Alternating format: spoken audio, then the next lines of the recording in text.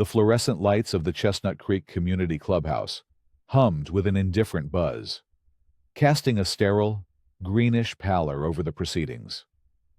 David Walker sat at a folding table, his back ramrod straight, a posture honed by 30 years of managing multi-million-dollar construction projects. Before him, arranged with architectural precision, were the blueprints for his proposed garden modification. He had done his homework. The plans were modest, compliant, and, he thought, incontrovertible. Across the table, the members of the Architectural Control Committee sat like a tribunal. At the center was Marlene Voss, president of the Chestnut Creek Homeowners Association. She was a woman sculpted from disapproval, her posture as rigid as her lacquered silver hair. Her reading glasses were perched on the end of her nose, not for seeing, but for peering over. To her right sat Glenn, the treasurer, a man who seemed to be perpetually sweating, his tie cinched a little too tight. To her left was Duke, the head of the association's contracted compliance firm, a burly man whose presence in an architectural meeting felt as appropriate as a bulldozer in a rose garden. "So, Mr. Walker," Marlene began, her voice crisp and devoid of warmth. She tapped a perfectly manicured finger on his submitted application. "You are proposing a therapeutic garden enclosure on Lot 74. "That's correct, Marlene," David said, his tone even and respectful. He had learned long ago that politeness was a form of armor. "It's a 6-foot privacy fence. Cedar, matching the approved community style. It encloses a 10 by 12-foot paver patio area at the rear of the property. As you can see from the submitted survey, it's well within the 5-foot setback line and adheres to all material specifications in the architectural guidelines." He had spent weeks on this. He'd cross-referenced the covenants, conditions and restrictions with the bylaws, and the specific architectural rulebook. The project was, by every conceivable measure, a slam dunk. Marlene slid his blueprints across the table with the tip of her finger, a gesture of dismissal. "The committee has reviewed your proposal, and unfortunately, we will not be able to approve it at this time." David felt a prickle of confusion, but he kept his composure. "I see. Could you help me understand the reason for the denial, if there's a specific section of the governing documents I've misinterpreted? I'd be happy to revise the plans." "It's not a matter of misinterpretation," Marlene said, her smile thin and condescending. "It's a matter of aesthetics. Your proposed structure would impede the view corridor along the greenbelt." David blinked.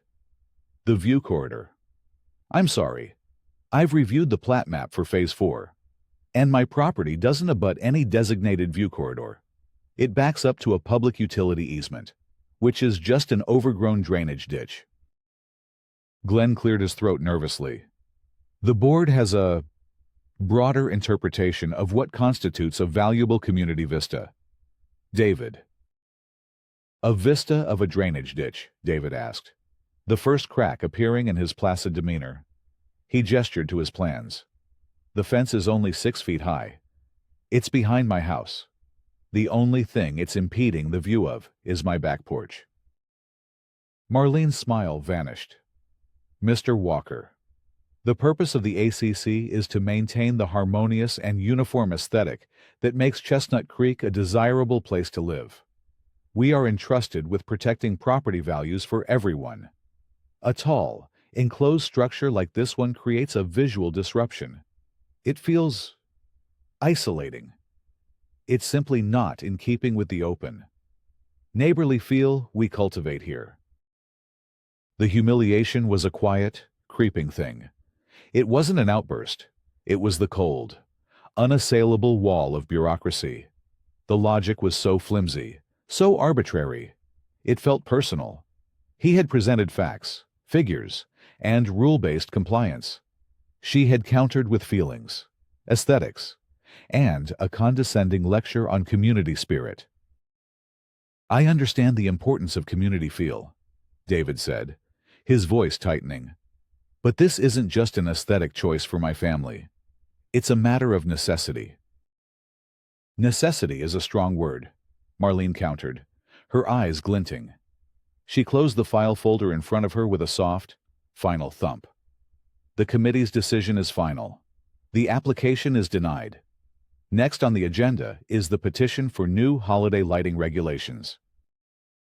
David sat for a moment, the sound of the humming lights filling the sudden silence in his head. He had been dismissed, publicly, not with anger, but with the cool, polite tyranny of a committee that had already made up its mind. He carefully gathered his blueprints, rolling them into a tight cylinder.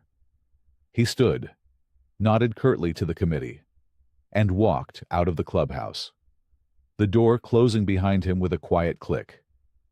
The fight, he knew, had just begun.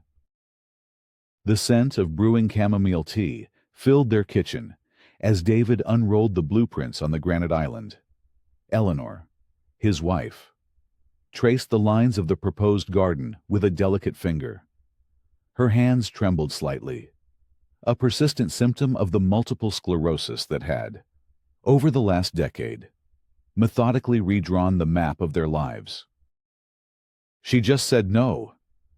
No explanation, Eleanor asked, her voice soft, but laced with the same steely resilience that got her through the difficult days. She said it would block a view corridor, David recounted, his frustration simmering. The view of the drainage ditch behind our house, apparently. Then she pivoted to community aesthetics. Eleanor sighed, leaning against the counter for support. The garden was for privacy. David, so I could sit outside without feeling like I'm on display on the days when, you know. He knew, the days when her balance was off, when the fatigue was a lead blanket, when the simple act of walking from the house to a patio chair was a monumental effort. The garden, with its raised beds for herbs, she could tend from a stool and a smooth, level paver surface for her walker, wasn't a luxury. It was a lifeline to the outdoors, a small, private sanctuary in a world that was becoming increasingly inaccessible. It was the entire reason they'd chosen this house, a single-story layout with a backyard that seemed perfect for the project. It's a misunderstanding, David said, more to convince himself than her. She can't just invent a rule. The HOA's power comes from the governing documents, and the documents are on our side. I just have to find the right way to approach it. A formal appeal. Maybe. He was a project manager by trade, now retired. His entire career had been about navigating complex contracts, anticipating obstacles, and finding solutions within a defined set of rules. This was no different. It was a problem with variables and constraints. He would solve it. Eleanor placed her hand on his arm. Just be careful. David. I was at the mailbox this morning when she walked by. She gave me this look. It wasn't just neutral. It was cold. Like we'd done something to offend her personally. We haven't done anything, he reassured her, though her words resonated with the chill he'd felt in the meeting room. We're the new owners. She doesn't even know us. That night, David couldn't sleep. He sat in his home office, the thick binder of the Chestnut Creek HOA governing documents open on his desk. He'd read them cover to cover before they even closed on the house. Now, he read them again, this time with the focus of a forensic accountant. He highlighted relevant passages with a yellow marker, his pen scratching in the quiet of the house. He found the two key sections easily. CC&R, Figure 8.4.2, Architectural Consistency, gave the ACC broad, subjective power to regulate aesthetics for harmonious exterior design. It was the kind of vague, all-encompassing clause that HOAs loved. But then, there was Article 5, Section 5.3 Easements, which clearly defined the association's rights and limitations regarding property easements. It stated that easements reserved for public utilities were under the jurisdiction of the utility provider and the county, not the HOA, and that no structure could be placed within the easement. His proposed garden was a full 5 feet outside of it. These two clauses seemed to contradict each other, he muttered to himself, highlighting both. The ACC was using the subjective power of FAR 8.4.2 to invent a rule that overrode the clear legal definition in Article 5. It was a procedural overreach. That was the angle he would take for his appeal. He began drafting a letter, his words precise and dispassionate. He cited the specific articles and sections, attached a copy of the official plat map he'd received at closing, and respectfully requested the committee reconsider its decision based on the written rules that govern them all. He would not let this go. The garden was for Eleanor, and for him. It had now become a matter of principle. The system only worked if everyone, including those in charge, followed the rules. A week passed. The air grew cooler, and the first golden leaves began to litter the obsessively manicured lawns of Chestnut Creek. David had sent his appeal letter via email, and, for good measure, a hard copy to the official address of the management company, Pinnacle Management. He'd received no response, but he was patient. Bureaucracy moved slowly. On the afternoon of Tuesday, October 3rd, he heard the distinct metallic clank of the mail slot. He walked to the front door and found a single letter on the floor. It wasn't a standard envelope. It was a green and white certified mail slip, a notice of attempted delivery. He frowned. He wasn't expecting anything that required a signature. He drove to the post office, his mind cataloging the possibilities. A misdirected legal document, a final notice from a utility company they forgot to update. He signed the form, and the postal clerk handed him a crisp, letter-sized envelope from Pinnacle Management. Back in his car, he tore it open. The letterhead was stark and official. Notice of violation. Date October 2nd, 2023. Property lot 74, 128, Chestnut Lane violation. CCNR, Year 7.11, refuse containers. Dear Mr. Walker, an inspection of the community conducted on October 2nd, 2023, revealed that your refuse containers were not placed in the required location on a non-collection day. Per CCNR, Shauka 7.11, all containers must be stored out of public view, either inside the garage or behind an approved screening structure. Your containers were observed to be visible from the street on the side of your home. This letter serves as a formal notice of this violation, in accordance with the association's enforcement policy. A fine of 100 jasogualos has been assessed to your account. David stared at the letter, his mind reeling. Their trash and recycling bins were, indeed, on the side of the house. They were tucked neatly against the wall, behind a large rosemary bush, exactly where the previous owners had kept them for 10 years. He'd seen a dozen other homes with the exact same placement. But it was the timing that felt like a slap in the face. The inspection had occurred the day after he sent his appeal letter. It was too much of a coincidence. This wasn't a routine notice. This felt like a warning shot. It was a petty, unrelated infraction, weaponized and deployed with calculated precision. He went home and immediately took his digital camera outside. He walked the length of their street and the 2 adjacent ones. He photographed 13 other houses with trash cans clearly visible from the street. Some were tucked away like his. Others were sitting in plain sight by the garage door. He saved the photos, time-stamped, and geotagged. To a new folder on his computer, he labeled Selective Enforcement. The fine itself wasn't the issue. He could write a check for $100 and be done with it. But it was the principle. This was Marlene's response to his challenge. It was a message: fall in line. Don't question our authority. We control every inch of your property, right down to where you put your garbage. The letter wasn't just a violation notice. It was a declaration of war.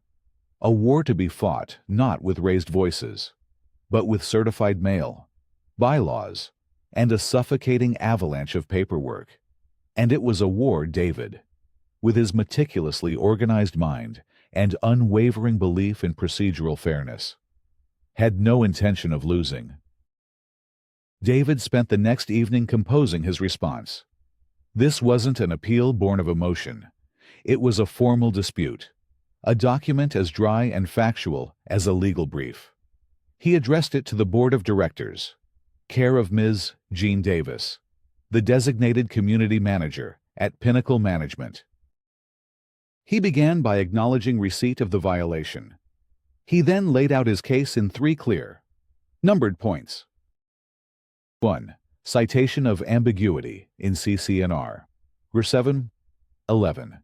He quoted the rule, which stated containers must be stored out of public view. He argued that this phrase was inherently subjective and that his containers, placed behind established shrubbery, were not reasonably in public view compared to the community-wide norm. 2. Evidence of selective enforcement. He stated that a survey of the neighborhood on October 3rd revealed at least 13 other properties in a similar or more flagrant state of noncompliance. Yet only he appeared to have been cited. He attached a contact sheet of the time-stamped photographs as Exhibit A3, request for clarification and abatement. He respectfully requested that the board provide a more precise, measurable definition of out of public view to all homeowners to ensure fair and consistent application of the rule. Pending this clarification, he requested the violation be rescinded and the $100 fine be abated from his account. He sent the dispute via email with a delivery and red receipt request, and also mailed a physical copy via certified mail. Return receipt requested. He was building his own paper trail, one that was unassailable. He scanned the postal receipt and saved it to his computer, filing the green and white slip in a new tab in his binder labeled Dispute, Trash Cans. For 10 business days, there was silence.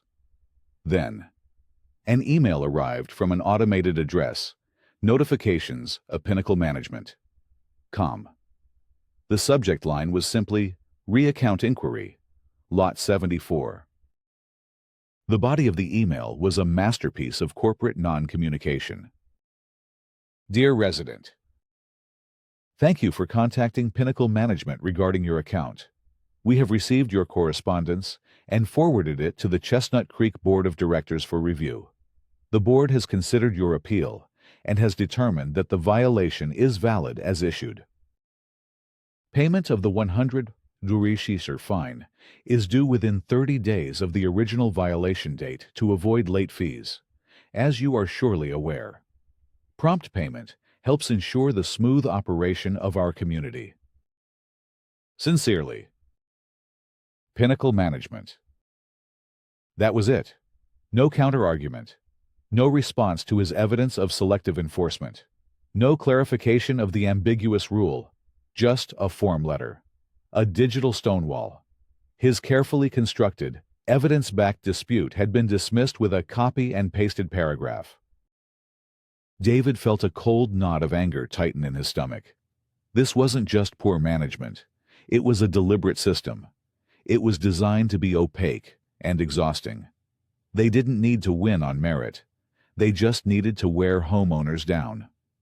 Most people, faced with this kind of bureaucratic inertia, would give up. They'd write the check. It was easier. It was faster. Pay the $100 and move on with your life. He stared at the email, the cursor blinking on the screen. He could hear Eleanor's voice in his head, filled with gentle concern. Is this fight worth it? David. For $100. He closed his laptop. It wasn't about the $100 anymore. It was about the dismissal. It was the realization that the system wasn't broken. It was working exactly as Marlene and the board intended. It was a one-way street of authority, designed to funnel money and demand compliance without the burden of accountability. He now understood that winning wouldn't come from writing a better letter. It would come from dismantling their entire process from the inside out. He stood up and walked back to his office, pulling the HOA binder off the shelf. Phase 1. Polite inquiry was over. It was time for Phase 2 discovery. David's approach shifted from that of a disgruntled homeowner to that of a forensic auditor. His first move was to exercise his rights as a member of the association under the state's property code. He drafted a new letter, this one a formal request for records. He cited the specific state statutes that guaranteed homeowners access to association documents and requested copies of the following for the last 24 months.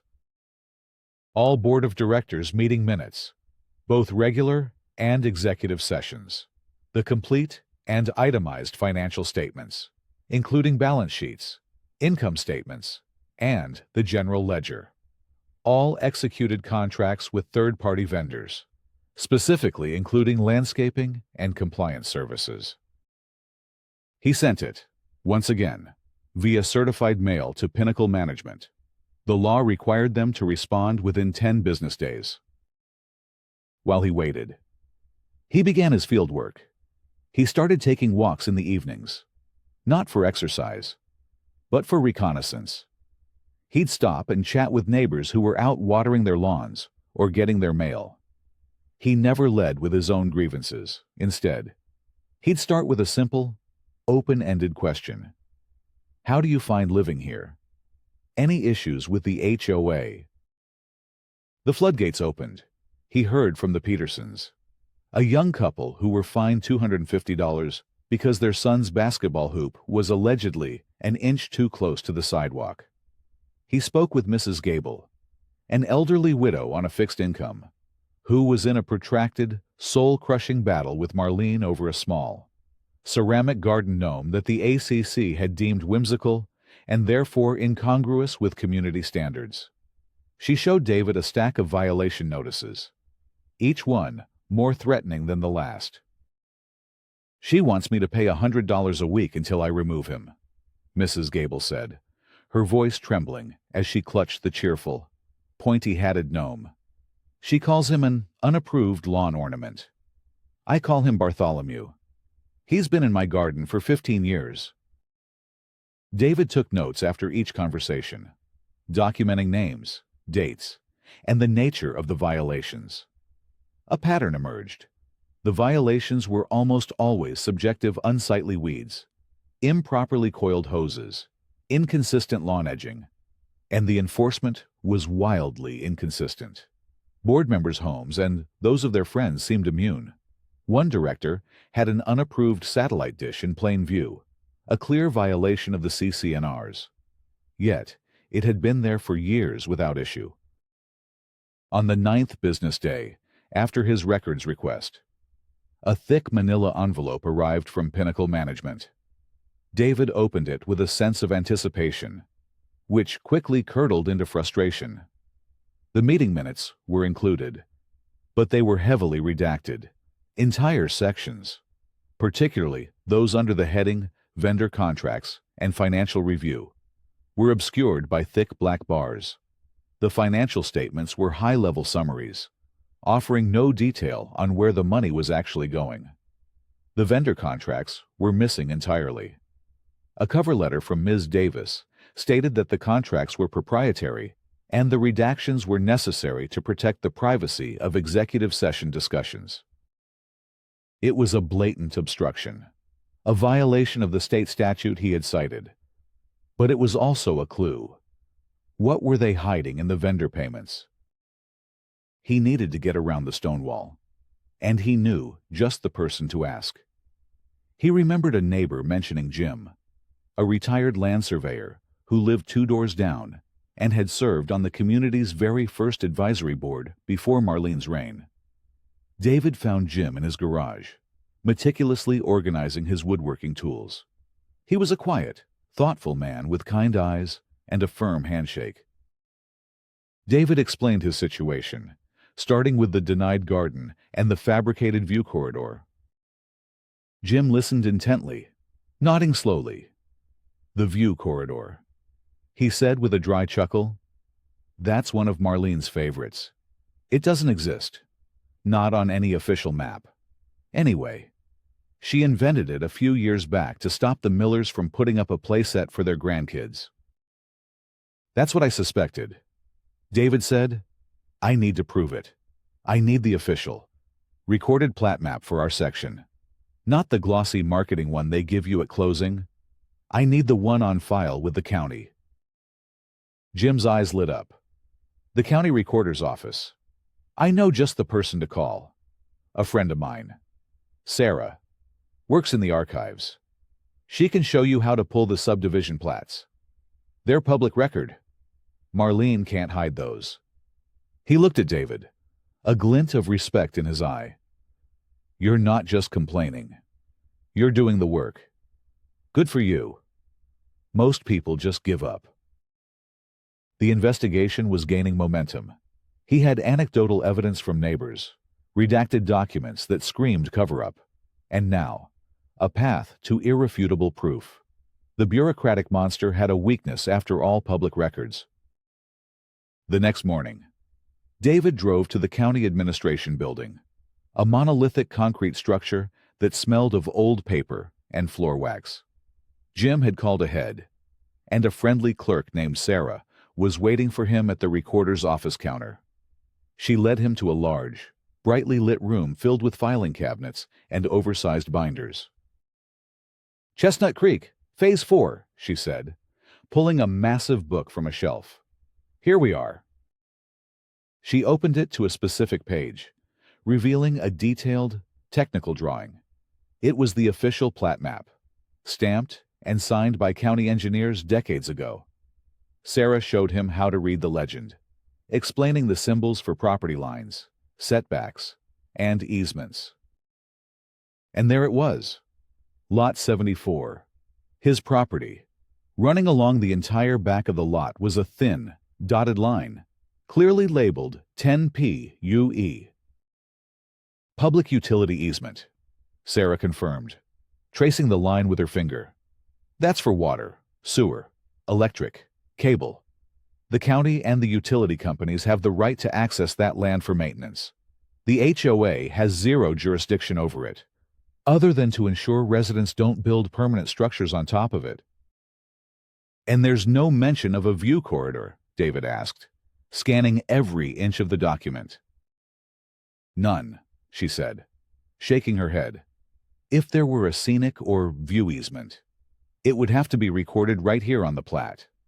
It's a legal encumbrance on the property. You can't just invent one. This map is the final word. David felt a surge of adrenaline. This was it. This was the smoking gun. Marlene's entire justification for denying his garden was based on a complete fabrication. He paid for 3 certified, full-size copies of the map, the official county seal embossed in the corner. He rolled them up carefully, a sense of triumph building within him. When he got home, an anonymous email was waiting in his inbox.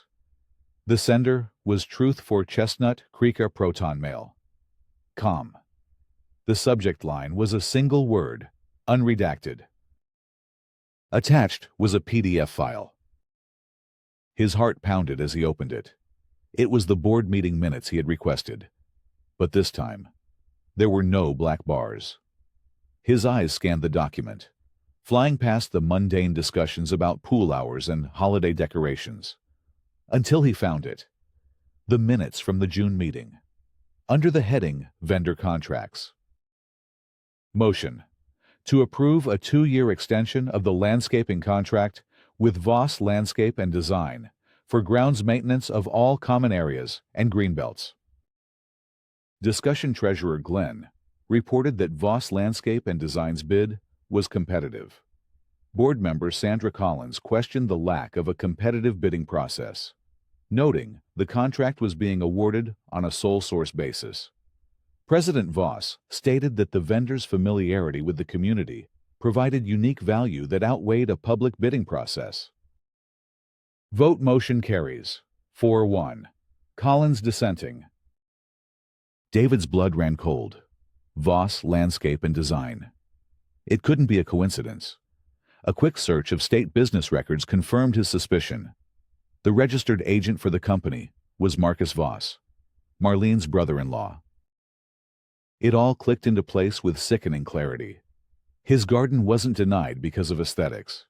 It was denied because it would sit on a patch of his private property that backed up to the common greenbelt, an area that Voss Landscaping was paid a hefty sum to maintain. His small private fence would have made it slightly more difficult for them to run their large commercial mowers along that stretch. Worse, the financial statements, now unredacted, showed exorbitant monthly payments to the company, far above market rate for the services provided. This wasn't about a view. It wasn't about community harmony. It was about money, a conflict of interest at best, a kickback scheme at worst. Marlene was using her power on the board to enrich her own family, and she was manufacturing violations to deny any project that might inconvenience her brother-in-law's overpriced contract. The fight had just become infinitely more serious. It had started with a fence and a trash can. Now, it was about fraud, and David had the proof. Marlene must have sensed the shift in pressure, perhaps the formal records request, followed by his inquiries at the county, had put her on high alert. Whatever the reason, she decided to escalate. A week after David uncovered the conflict of interest, another certified letter arrived. This one was thicker, heavier. He opened it to find two separate documents. The first was a notice of hearing. You are hereby summoned to appear before the Chestnut Creek Board of Directors on November 15th at 7:00 p.m. to discuss your ongoing failure to comply with the Architectural Control Committee's decision regarding the unapproved structure proposed for Lot 74. Please be advised that the board is considering all available remedies, including the assessment of fines for preemptive noncompliance. David read it twice. Preemptive noncompliance. They were summoning him to a hearing for a garden he hadn't even started building. It was a completely manufactured charge, a procedural trap designed to harass and intimidate him. The second document was even more chilling. It was an official notice of intent to file lien. This notice is to inform you that due to your failure to pay outstanding fines totaling $250, violation for 7.11, plus accrued late fees, the Chestnut Creek Homeowners Association will begin proceedings to place a lien on your property. 128 Chestnut Lane. If payment in full is not received within 15 days, the association's legal counsel will be instructed to file the necessary paperwork with the county. He was facing the loss of his home, not over a legitimate debt, but over a $100 fine for his trash cans. A fine he had formally and evidentially disputed. This was the true horror of an HOA dispute, the slow, grinding, bureaucratic process that could escalate a petty disagreement into a threat against your single greatest asset. The stress was beginning to take a toll. He and Eleanor had tense conversations, her worry for his health clashing with his unwavering need to see this through. Is it worth it? David, she'd ask late at night. What if they really can take the house? Then, Marlene played her cruelest card. The next afternoon, David saw Mrs. Gable shuffling toward his front door, her face pale with distress. She was clutching a familiar-looking certified mail envelope. David, I don't know what to do, she said, her voice cracking as she handed him the letter. He opened it for her. It was a notice of hearing, scheduled for the same night as his. November 15th, the charge ongoing non-compliance with ACC standards regarding unapproved lawn ornamentation. The letter went on to threaten daily fines and ultimately, a lien on her property, if she did not remove Bartholomew, the gnome, immediately. David felt a surge of protective fury. Marlene wasn't just attacking him anymore. She was targeting a vulnerable, elderly woman to send him a message. It was a classic intimidation tactic: hurt someone your target cares about. She knew he had spoken with Mrs. Gable. She knew Mrs. Gable was on a fixed income, and that the threat of a lien would terrify her. Marlene was forcing him to weigh the consequences of his fight. If he continued to push, this kind, gentle woman could lose her home over a garden gnome. This was the secondary moral dilemma. He held the evidence to expose Marlene's financial misconduct and her fabricated view corridor. But his most damning piece of architectural evidence, the official plat map, proving his property lines and easements, would also draw a clear, undeniable line around Mrs. Gable's property. During his walks, he'd noticed her old, sagging fence encroached on the common area by about 6 inches. A minor, decades-old nonconformity, in the hands of a vengeful board. That fact, highlighted by his own evidence, could be used as another weapon against her. He had to find a way to win this fight without letting Mrs. Gable become collateral damage. His strategy could no longer be just about exposing Marlene. It had to be about protecting the innocent as well. The upcoming hearing on November 15th wasn't just a battle. It was a rescue mission. The clubhouse meeting room on the evening of November 15th was packed. Word had spread about the hearings, and the palpable tension drew residents from their homes like a magnet. They filled every folding chair and lined the back wall, a silent chorus of witnesses to the drama. Mrs. Gable sat in the front row, looking small and fragile, clutching her purse with white-knuckled hands. David gave her a reassuring nod as he took his seat. Marlene, flanked by Glenn and Duke, sat at the head table, a gavel resting beside her hand. Ms. Davis, the property manager from Pinnacle, was also present, seated off to the side, her face a mask of professional neutrality. She was there to observe, her presence a reminder of the potential legal liability hanging over the proceedings. The annual meeting of the Chestnut Creek Homeowners Association is now in session, Marlene announced, her voice amplified slightly by a small microphone. After rushing through the procedural formalities, she arrived at the main event. We will now move to the compliance hearings. First on the docket is Lot 74 owner David Walker. She fixed her gaze on him. Mr. Walker, you have been a disruptive presence in this community since your arrival. You have challenged the board's authority, filed frivolous appeals, and ignored official notices. You have 3 minutes to speak before the board votes on the imposition of further sanctions. The timer, she said, gesturing to a small digital clock on the table, starts now. The red numerals appeared. David walked calmly to the front of the room, carrying a laptop and a small projector. He had prepared for this. He plugged the projector into the wall and aimed it at the blank space above Marlene's head. Thank you, Madam President, he began, his voice steady and clear, carrying easily through the silent room. He clicked a button on his laptop. An image filled the screen. It was the certified, high-resolution copy of the official county plat map. He used a laser pointer to trace the boundaries of his property. This is the official plat map for Phase 4, on file with the county recorder's office. As you can see, the area behind my property is designated as a public utility easement, or PUE. The HOA has no legal jurisdiction over this land. The view corridor that was cited as the reason for denying my garden application does not exist on any legal document. It is, to put it plainly, a fiction. A low murmur rippled through the crowd. Marlene's face tightened, but she said nothing. David clicked to the next slide. It showed 2 highlighted sections of the CC&Rs, side by side. The board has been using the subjective aesthetic clause. Farger 8.4.2, to overrule the clear legal definition of easements in Article 5. This is a procedural overreach.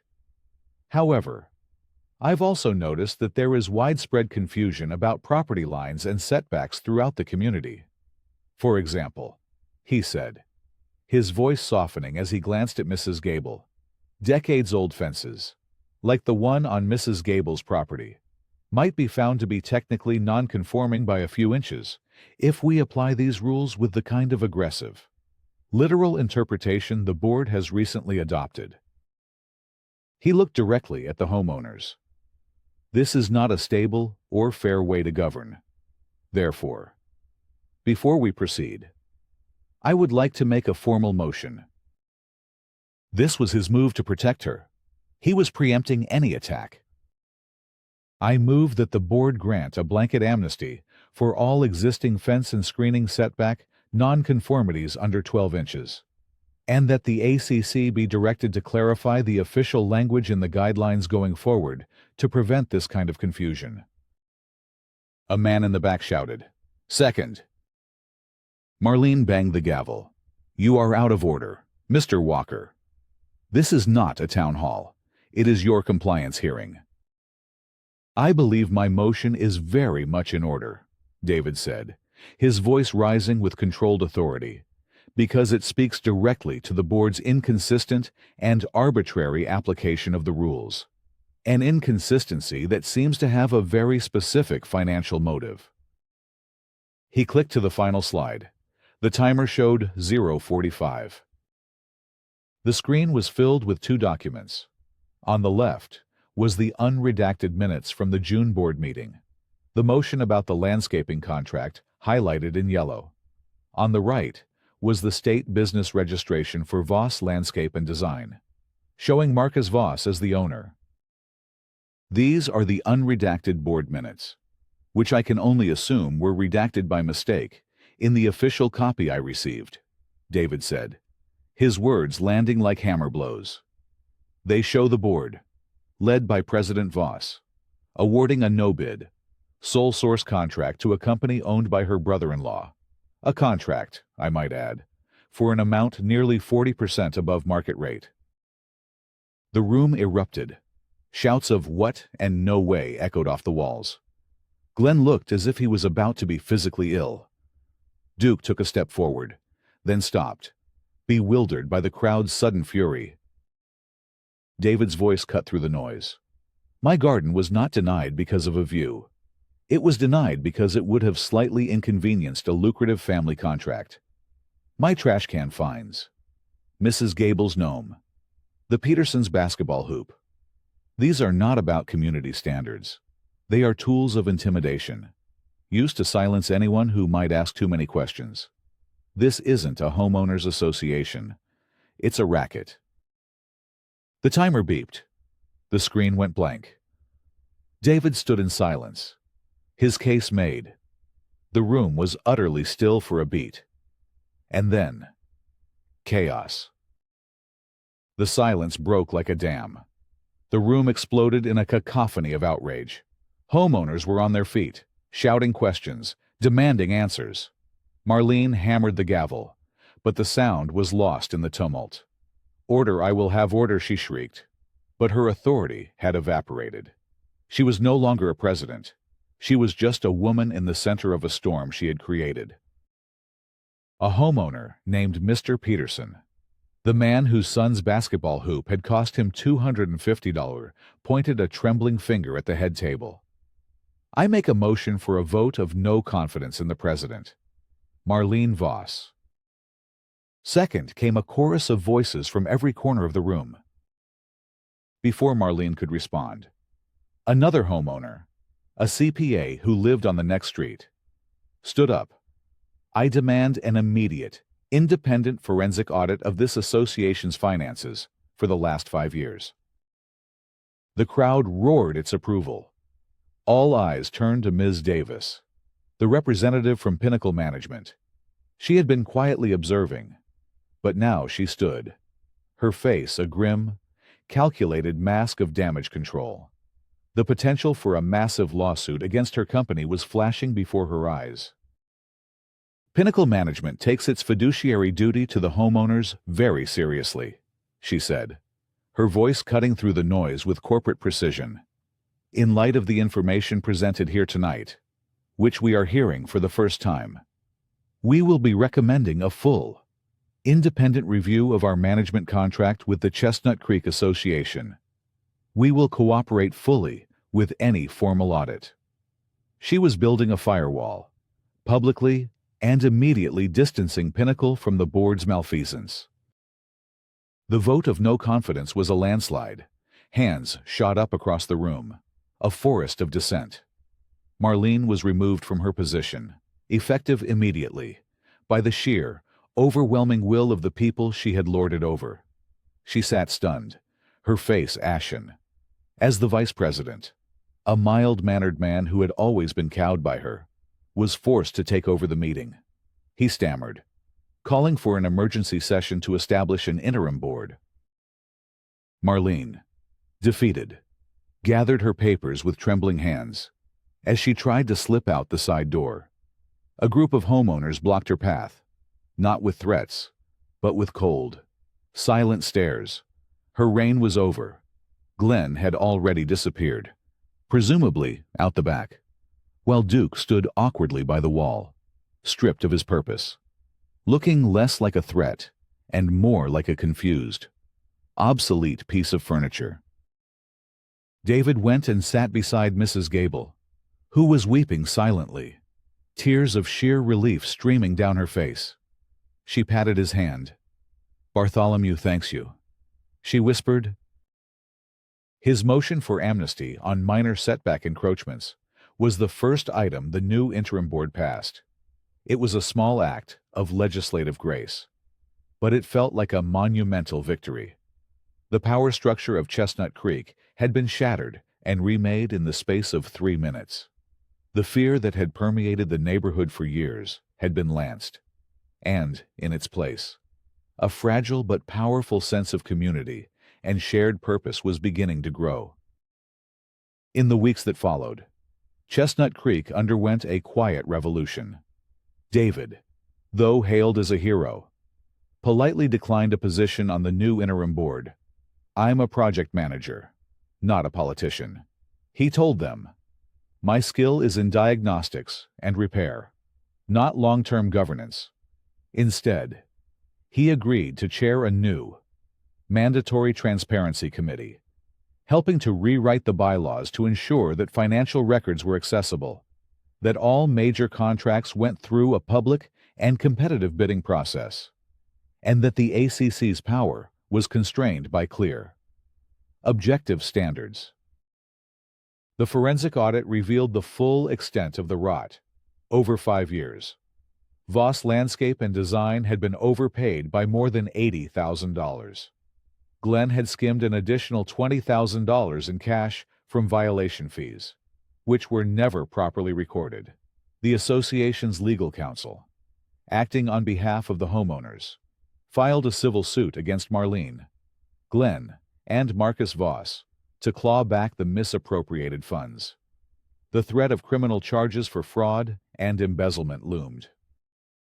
David's Garden was the first project the new, reformed ACC approved, with a unanimous vote and a round of applause. As he and Eleanor spent a sunny weekend building the cedar fence and laying the pavers, neighbors would stop by, not to inspect, but to offer a helping hand or a cold drink. The community was healing. The final piece of the puzzle fell into place unexpectedly. One rainy afternoon, David was clearing out some old boxes from his previous career that had been sitting in the garage. He came across a portfolio from a major corporate restructuring project he had managed nearly 15 years ago. A yellowed newspaper clipping was tucked inside an old file. The headline read, "AeroCorp announces major downsizing. 500 local jobs cut." He scanned the article, a chronicle of a painful but necessary business decision he had helped execute. And then he saw it. Halfway down the column, in a list of quotes from laid-off mid-level managers, "This is devastating," said Martin Voss, a logistics coordinator for the company. "I've given them 20 years of my life. I don't know how we'll manage." Martin Voss, Marlene's husband. Later that week, he was chatting with Jim, the retired surveyor. Over the fence, he casually brought up Marlene's name. "You know, it's a sad story, in a way," Jim said, leaning on his shovel. "Before they moved in here, they had a big, beautiful house over in the Highlands. Martin had a great job at AeroCorp. When he got laid off in that big downsizing, they lost everything, had to sell the house, cash out their retirement. They only moved here because this was her mother's old place, and it was paid off. I think losing all that, it broke something in her. She became obsessed with the status of this place, with the power of being board president. It was all she had left." It wasn't an excuse, but it was an explanation. David's denial for the garden, her immediate and personal hostility, it hadn't been random. She must have seen his name on the home sale documents, recognized it from her husband's professional life, and connected him, however tangentially, to the moment her world fell apart. Her abuse of power, her petty tyranny over trash cans and garden gnomes, wasn't just about greed. It was a misguided, pathetic attempt at revenge against a man who she felt represented the faceless corporate forces that had ruined her life. A month later, at the first meeting of the new, officially elected board of directors, the treasurer announced that their civil suit had been successful. A significant portion of the stolen funds had been recovered. The board asked for suggestions on what to do with the unexpected surplus. David Walker stood up. "I have a proposal," he said. He didn't mention Martin Voss or the downsizing. He kept the tragic, personal motive to himself. "I propose we use that money to establish the Chestnut Creek Community Fund. It could be used to provide temporary, anonymous assistance to homeowners who fall on hard times of job loss. A medical emergency, so they don't have to worry about losing their home over association dues. We should be a community that lifts each other up, not one that pushes people down." The motion passed unanimously.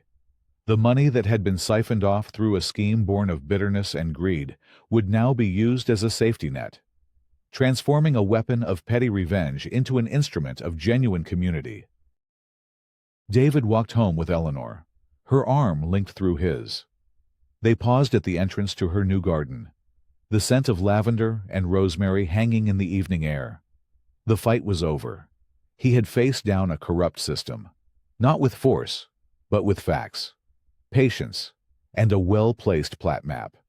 He had sought justice, and in the end, had found something more: the chance to restore, to rebuild, and to heal.